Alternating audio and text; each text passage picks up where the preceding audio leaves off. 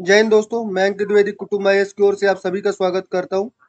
हम MPPSC geography pre plus में 2023 और 24 के लिए प्रिपेयर कर रहे हैं और आज का हमारा टॉपिक है अर्थक्वेक।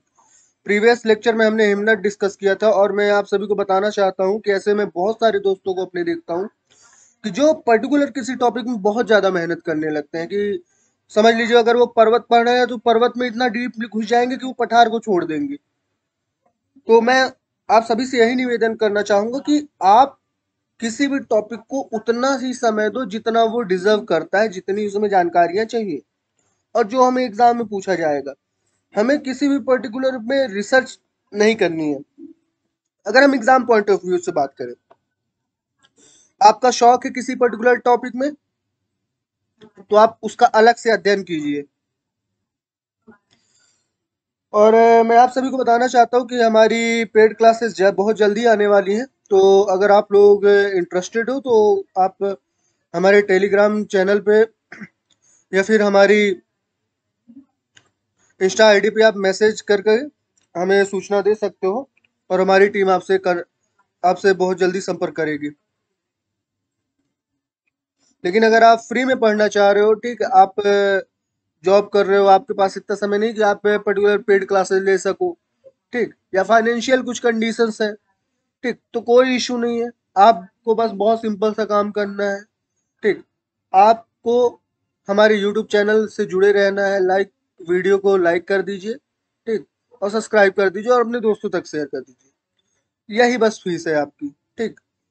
और अगर अब मेरी क्लासेस की फीस मान लो तो मैं इतना चाहूंगा थोड़ा सा और आप बढ़ा लो कि अगर कोई जरूरतमंद हो तो आप उसको उसकी मदद कर दो। बस ये छोटे छोटे काम कर लो, मैं मान लूंगा कि आपने हमें फीस दे दी। ठीक, चलिए ये देखते हैं। ये देखिए अब लेक्चर स्टार्ट होने से पहले ही ये गिर पड़े। अरे भैया अच्छे से चला करो यार। भूकंप या भूचाल आमतौर पे हम भारतीय भूकंप ही कहते हैं। पृथ्वी की सतह सतह के हिलने को कहते हैं। यह पृथ्वी के स्थल मंडल यानी लिथोस्फीयर में ऊर्जा के अचानक मुक्त हो जाने के कारण उत्पन्न होने वाली भूकंपीय तरंगों की वजह से होता है। भूकंप बहुत ही हिंसात्मक हो सकता है और कुछ ही क्षणों में लोगों को गिराकर चोट पहुंचाने से लेकर पूरे नगर को ध्वस्त कर सकने की इसमें क्षमता होती है। तो दोस्त, जैसे कि अगर 7.0 का भूकंप आ गया तो बहुत ही तीव्र होता है, ठीक, वो रोडों को फाड़ सकता है, बिल्डिंगों को गिरा सकता है। लेकिन अगर एक आया या दो का आया या तीन का आया तो वो इतना ज्यादा नहीं हिंसात्मक होता, ठीक। वो आपको महसूस होगा, एक दो में तो शायद आपको महसूस भी ना हो, वो सिर्फ रिएक्टर में ही महसूस होगा, वो रिएक्टर में ही पता चलेगा। बट जैसे तीन का आ गया तो आपको हल्का सा महसूस होगा। ये सेम चीज इंग्लिश मीडियम के स्टूडेंट्स के लिए। भूकंप का मापी भूकंप यंत्र भूकंप मापी यंत्र से किया जाता है। इसे सिस्मोग्राफ कहा जाता है। मैं दोस्त आपको बताना चाहता हूँ, जो भूकंप के लिए रिसर्च करते हैं और उसके लिए स्टडी करते हैं, उस सेक्टर को सिस्मोलॉजी कहते हैं, ठीक है। एक भूकंप का अघूर्ण परिमाण मापक्रम परिमाणिक रूप से नापा जाता है। यह संबंधित और अप्रचलित रिएक्टर परिमाण से लिया जाता है। 3 या उससे कम रिएक्टर परिमाण की तीव्रता का भूकंप अक्सर अगोचर होता है, जबकि 7 रिएक्टर की तीव्रता का भूकंप बड़े क्षेत्रों को गंभीर क्षति का कारण होता है। झटकों की तीव्रता का मापन विकसित मरकरी पैमाने पर किया जाता है। तो दोस्त, मैंने जैसा कि अभी आपको कहा कि जो 3 का होता है, जो 3 का भूकंप आता है वो बहुत ही कम होता है। वो आपको बस महसूस होगा कि आप घर में बैठे हो, पंखा हिल रहा है हल्का सा, ठीक। आपकी घर में कोई फोटो लगी है वो हल्का से हिल गई, ठीक, घड़ी आप लगाए हो वो हल्का से हिल गई। लेकिन जो 7 रिएक्टर का भूकंप होता है वो बहुत ही विनाशकारी होता है। पता चला आप बैठे हो, बैठे बैठे ही घर घर सहित नीचे पहुंच गए। तो ऐसी चीजें हो सकती हैं।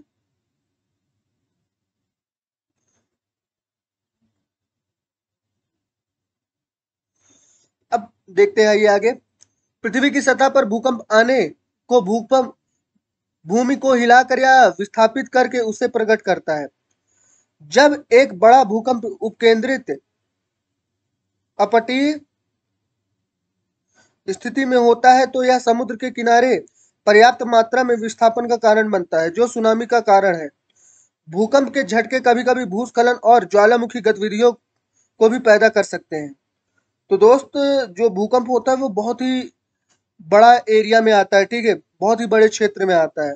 तो मान लीजिए उसमें कोई ठीक शांत ज्वालामुखी है, ठीक, या फिर एक्टिव ज्वालामुखी है, तो उसमें दोबारा विस्फोट का कारण वो बन सकता है। तो आइए नेक्स्ट देखते हैं। आखिर देखते हैं भूकंप आता क्यों है। पृथ्वी के अंदर 7 प्लेटें हैं जो लगातार घूमती रहती है। जहां ये प्लेटें ज्यादा टकराती हैं वह जोन फॉल्ट लाइन कहलाता है, ठीक। बार बार टकराने से ये प्लेट कोने मुड़ जाते हैं। अब जब ज्यादा दबाव बनता है तो प्लेट टूटने लगती है और नीचे की ऊर्जा बाहर आने का रास्ता खोजती है और डिस्टर्ब के बाद भूकंप आता है। तो दोस्त, जैसा आप एनिमेशन में देख सकते हो, ये फॉल्ट लाइन है, ठीक। फॉल्ट लाइन मतलब वो क्षेत्र या वो एरिया जहां पे दो प्लेटें टकरा रही हो, ठीक, आपस में घर्षण कर रही हो, ठीक, और उसका एक केंद्र होता है, ठीक, वहां पे भूकंप की तीव्रता बहुत ज्यादा होती है।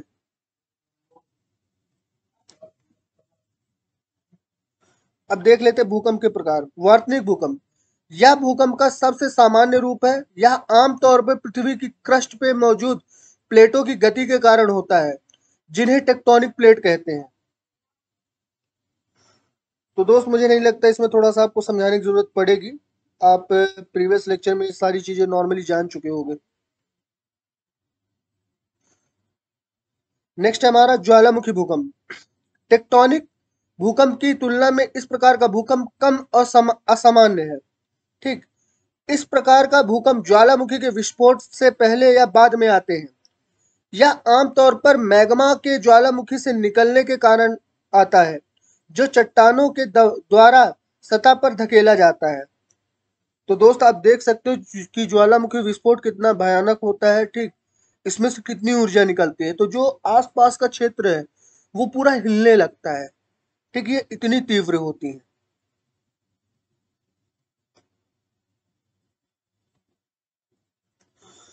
संक्षिप्त भूकंप, इस प्रकार का भूकंप या भूमिगत खदानों में आता है। मुख्य कारण चट्टानों के भीतर उत्पन्न दबाव हो सकता है।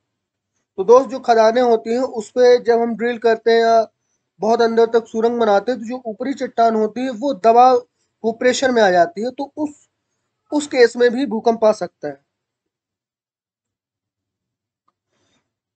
अब देख लेते हैं मानव क्रिया द्वारा उत्पन्न जो भूकंप होते हैं, जैसे विस्फोटक भूकंप। इस प्रकार का भूकंप कृत्रिम अप्राकृतिक होता है, ठीक, जिसका अर्थ है यह मानव द्वारा निर्मित गतिविधियों द्वारा उत्पन्न होता है। परमाणु विस्फोट जैसे जमीन पर उच्च घनत्व के विस्फोट और विस्फोटक भूकंप का प्राथमिक कारण है।